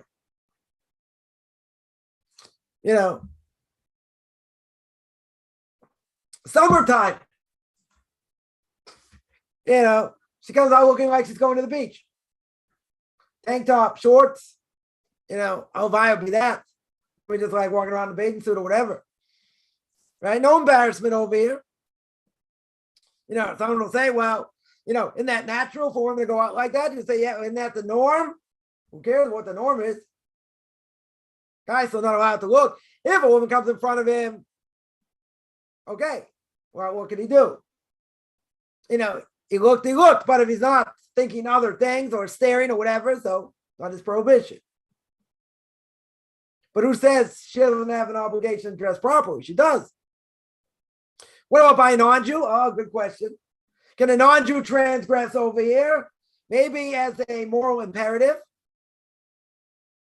I would call it a moral imperative. Does a non-Jew have an obligation to keep the laws of modesty? No. She doesn't. Or he doesn't. But I would say it's a good thing to do, right? To dress properly, be modest. Good thing to do does not mean obligation. Not saying it's an obligation. Definitely a good thing to do, though. But if they dress in a provocative way, also transgression over here. Putting stumbling block in front of a non-Jew also applies. Right? Definitely seems to apply. Right? Most non-Jews probably not aware of that. It's part of the Noahide laws. Another example. Let's say a woman's dressed properly. Let's say. Even if she doesn't wear a skirt, let's say, not too tight, whatever. And she puts on not even a lot of makeup, but a ton of perfume. She walks by and the guy turns around because she stinks to high heaven. No offense. Now, the guy shouldn't have turned around. True. 100%. But she caused him to turn around. She said, I didn't do anything. I just put on, a little bit of makeup and perfume. Yeah, well, put on half a bottle of perfume could cause attraction. That's forbidden. Is a woman allowed to put on perfume in general? Yeah, not a problem. She's allowed to wear lipstick? Not a problem. Makeup? Not a problem. Earrings? Not a problem. But it can't be gaudy. Can't be done in such a way to attract someone. But if someone looks, again, if a guy looks, that's his problem, right? But if she's not wearing it in a gaudy way, it's his fault. If she's wearing, whatever she's wearing in a provocative way, it's her fault. Then there are two transgressions. Transgression causing the man to stumble and the man stumbling. So women also. Listen, person can be attractive. Guy can be attractive. Could very well be. So who said a woman should look at him? Why should she look at him? She's only going to think whatever she thinks. That's a problem. Not just a problem for men over here, even if you don't act on it. Still called immoral. Even if there's no action. Person can be punished for their thoughts. In this case, immoral thoughts. Even if you don't act on it. One of the few things the person can be punished for. By their thoughts. Why? Because normally we say words in my, thoughts in my mind don't matter. Thoughts in my heart don't matter. It's called Devarim Shebalev Eino Devarim. Words in my heart don't matter. Words in my mind don't matter in general. Unless it comes to immorality or idolatry. If a person thought, they didn't even say it. If they thought JC is my God, could be a Torah prohibition, idolatry. I didn't say it. Words in my heart don't mean anything. By idolatry, it's different. By immorality, it's different. Now, if a person saw they weren't expecting to see and whatever, okay, it's a different issue. But if that was the case, and now they stare, now they're over. Now they transgress. Now 100% they transgress. But who says by a woman, it's not the same thing. It says that, we're not allowed to go after our hearts, after our minds. Right? Sorry, after our eyes. We say in the Shema. That applies, the Rambam says clear, applies both to men and women. Right? Remember, someone asked a question years ago. If a woman, let's say in a warm climate, let's say they went to Florida in the winter, and there were men walking around in t-shirts and shorts. Older men, much older men. Is there a prohibition of looking? Yeah, there is. Doesn't matter. Their skin's like, rolled up like a prune or whatever. Doesn't matter. Still not allowed to look. There's still laws of modesty even if they're older. Something like that goes away. Women are also obligated. Right? So, if women like us and a person's dating, different issue. For a woman to look at a guy in general, a guy to look at a woman, right, would probably, I would say more common. I don't know, in this world, maybe just as common. Both ways, who knows? Or women look at women, just as bad. In that sense, crazy world out here. We'll keep this clean, keep it PG-13. But who says not forbidden? Totally forbidden. For a woman also. No question. Yeah. Boy, a lot of interesting topics there. In this day and age, certainly, where for most of us it's summertime, there's a major problem. People forgot to put clothes on. That's just, it's just what it is. And it's just, it's amazing there, there's a phenomenon. I mean, it's been for a while. People like to wear jeans that are ripped. I don't know. I don't know why that's in style.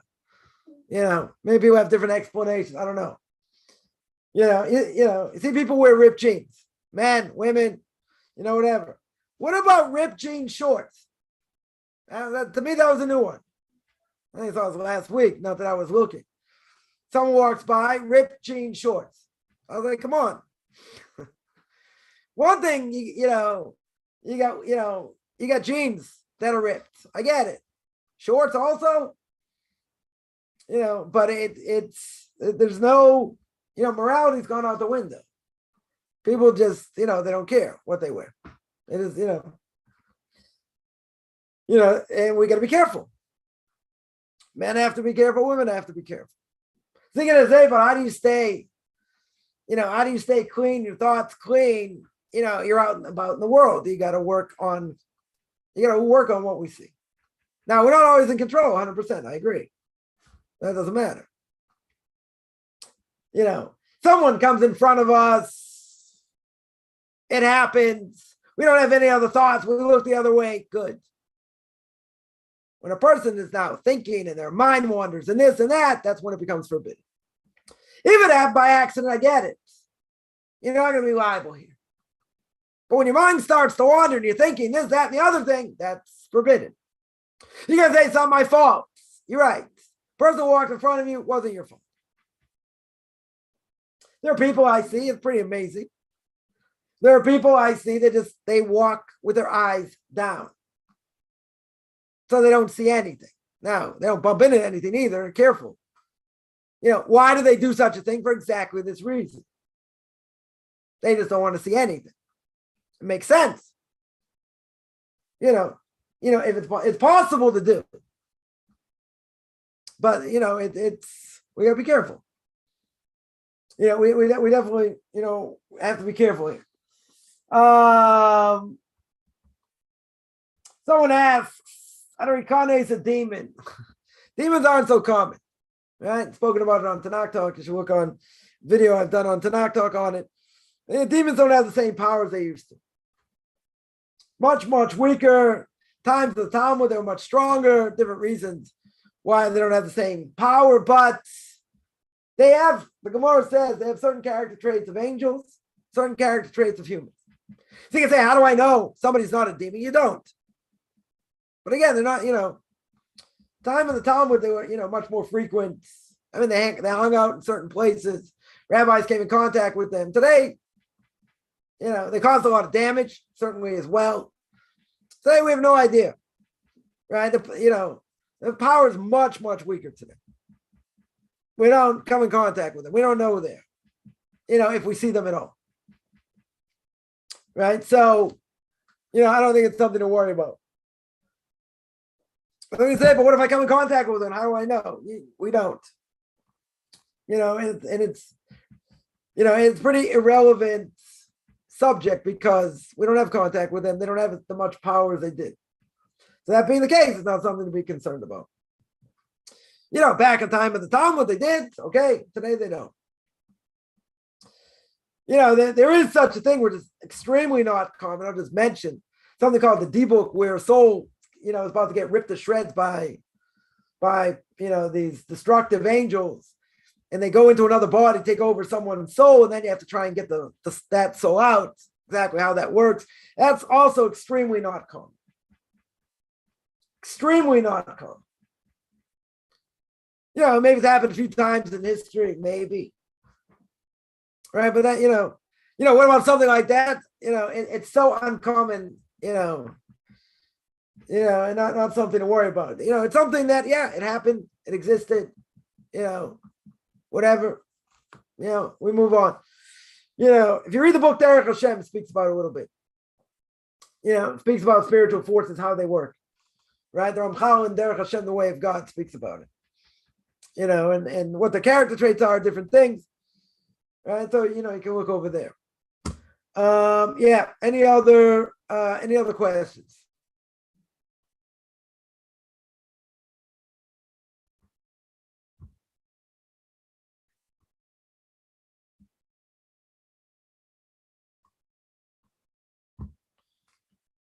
All right, there are no other questions. I'm going to sign out. I do this every Sunday, 9 o'clock Eastern time, 4 o'clock Israel time. Next Sunday, I jumped the gun last week because I thought it was this week. Next Sunday is going to be 17th of Tammuz, fast of 17th of Tammuz. So I'm not going to give this class. So we'll be back, I guess, in 2 weeks. Anyone has any questions, you can find me on Facebook, Beyond Orthodox Conversion Judaism. You can, or Michael Chaim Kaufman on Facebook. You can send me an email, rabbichaimkaufman@gmail.com, RBBICHAIMCOFFMAN @gmail.com, whichever good beginning of the day, middle of